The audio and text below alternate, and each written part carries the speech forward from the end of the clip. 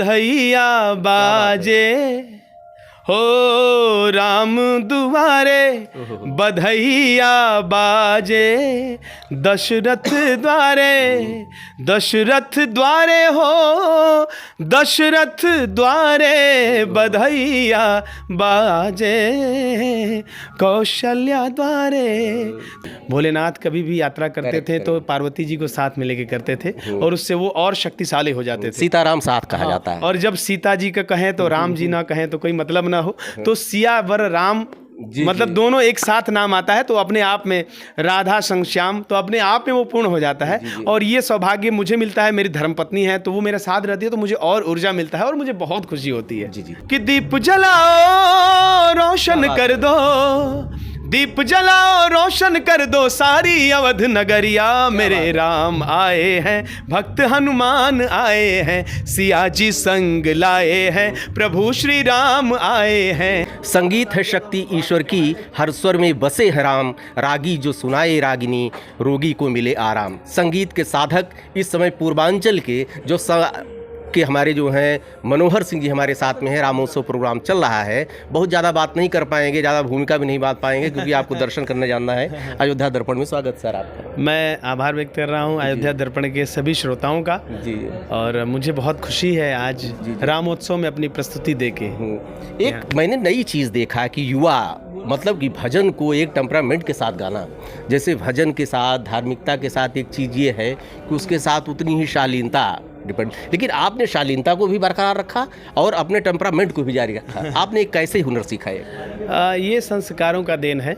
आपके संस्कार जैसे रहेंगे, भजन भाव से होता है और आपके अंदर भाव है तो वो निकल के जरूर आएगा। और रही बात जो परफॉर्मेंस की, जो ऊर्जा की, तो वो ऊर्जा प्रभु श्री राम के दिए हुए हैं जिससे मैं प्रस्तुत करता हूँ और मुझे बहुत खुशी मिलती है भगवान राम जी के भजन को प्रस्तुत करके। और उसमें प्रस्तुत करना मतलब कि एक तरीके से वो सिर्फ भजन नहीं, भजन में ऊर्जा के साथ प्रस्तुति मेरी हमेशा से कोशिश रहती है।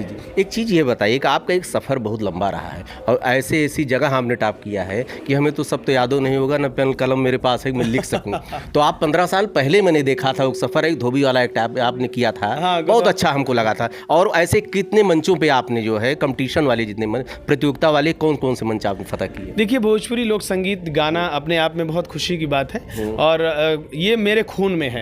हमारी जो सभ्यता संस्कृति, चूंकि उत्तर प्रदेश गाजीपुर का रहने वाला हूँ, तो गाजीपुर में जवन भी चीज़ है वो आप जानते हैं कि मिट्टी का चीज़ है और बोली में संगीत था, मन के मतलब मिट्टी में संगीत था।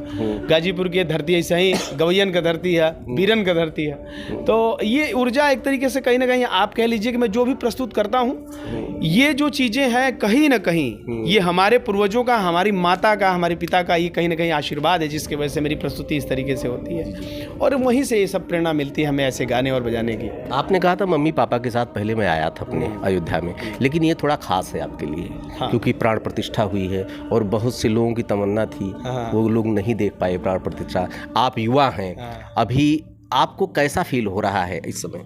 मुझे तो पूरी अयोध्या बदली नज़र आ रही है और जहां भगवान श्री राम जी का ये गांव कह लीजिए, ये उनका ज़िला कह लीजिए, और अयोध्या धाम अपने आप में बहुत पवित्र धाम है और इस धरती पर जो आ रहा है वो कहीं ना कहीं प्रभु हरि इच्छा से ही आ रहा है। और मैं पहली बार जब आया था अयोध्या तो अपनी माता जी के साथ आया था और माता जी के साथ वो भी शादी के बाद आया था। तो मेरे मम्मी पापा, मेरी साथी अलका सिंह पहाड़िया जो मेरी धर्मपत्नी है, उनके साथ में पहली यात्रा किया था शादी के बाद, तो मेरी इच्छा थी अयोध्या में ही। अलका सिंह पहाड़िया यहाँ पे नहीं है इस समय, अकेले में आपका साक्षात्कार कर रहा हूँ। कलाकार कहीं न कहीं सनकी होता है जी। और दोनों उसी कैटेगरी के जो मिल जाए तब थोड़ा और दिक्कतें होती हैं जी। मतलब एक दूसरे को संभालने के लिए एक तो ठीक ठाक होना चाहिए जी। जब दोनों उसी लाइन मूड के हों, ये कितना चैलेंज आपके लिए है? नहीं, ये चैलेंज नहीं है, सुखद पल है, सौभाग्य है, प्रभु की बहुत विशेष कृपा है कि आपका साथी आपकी तरह है, आपकी तरह कदम में कदम मिला के चलने वाला है, आपको समझने वाला है, आपकी ही तरह है। तो ये बहुत बड़ी बात है हमारे लिए और ये प्रभु कृपा है। मुझे चैलेंज नहीं है, मुझे हर्ष है कि हमारी साथी अलका हैं। पत्नी लेकर भी चलते हैं आप साथ में? जी, पत्नी लेकर भी चलते होंगे अन्य कलाकारों से। जैसे आज के समय ट्रेंड हो गया है, बहुत कम ही लोग ऐसे संस्कारिक बचे हैं जो अपनी धर्मपत्नी को साथ लेकर चलें।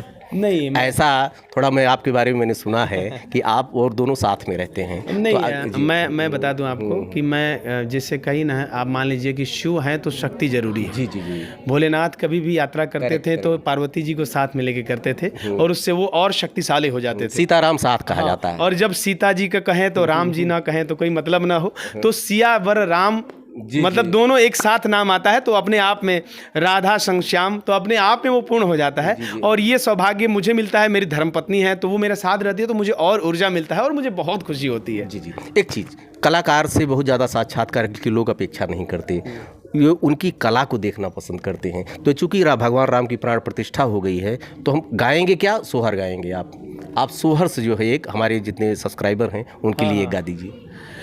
सोहर में बधैया तो बहुत मशहूर है। बधैया बधैया बाजे हो राम दुआरे, बधैया बाजे दशरथ द्वारे, दशरथ द्वारे हो दशरथ द्वारे, बधैया बाजे कौशल्या द्वारे।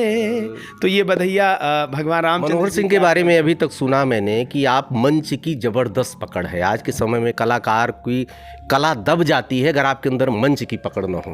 मंच की पकड़ आएगी। एक अभिनेता भी हैं, चूंकि समय मेरे पास बहुत कम है। एक चीज़ ये बताइए कि सर आपने इस पारंपरिक गीतों के क्यों चुना? संस्कार ऐसी अश्लीलता का दौर चल रहा है और इसमें फोक इसमें हावी है, पाश्चात्य संस्कृति हावी है, शॉर्टकट आपने क्यों नहीं अपनाया? क्यों इतना लेंदी आपने चुना सिस्टम? नहीं, अश्लीलता नहीं, अश्लीलता को मैं चुनने के लिए नहीं कर रहा हूँ, मतलब आपने परंपरा और ट्रेडिशन को ये सब चुनना संस्कार बहुत चैलेंज है आज के समय में। मुझे जानते हैं, मैंने शुरू में बताया ना कि ये आपके संस्कारों का देन है। आपका जो संस्कार है ना वो आपको प्रेरित करता है। आप जिस परिवेश में रहते हैं वो परिवेश आपका समृद्ध है, तो जाहिर सी बात है कि जो भी बच्चा होगा वो समृद्ध ही होगा और उस परिवार के संस्कारों को लेकर आगे बढ़ेगा। मुझे बहुत खुशी है कि मैं अच्छे गीतों को प्रस्तुत करता हूँ, मंच पे हो या फिर और यूट्यूब हो गया, मेरे फेसबुक पेज पर हो गए, लोग देखते हैं और मैं संस्कारों को लेकर चलना मैं सौभाग्यशाली समझता हूँ कि मेरी भावनाएं ऐसी है कि मैं ये चीज़ें कर पाता हूँ।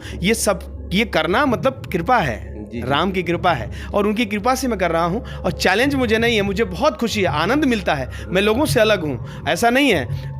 ऐसी चीज़ें गा के मुझे कौन सी खुशी मिलेगी जिस चीज़ों को सुनाने में हमारी माता हो, हमारी बहन हो, हमारे घर के लोग हो।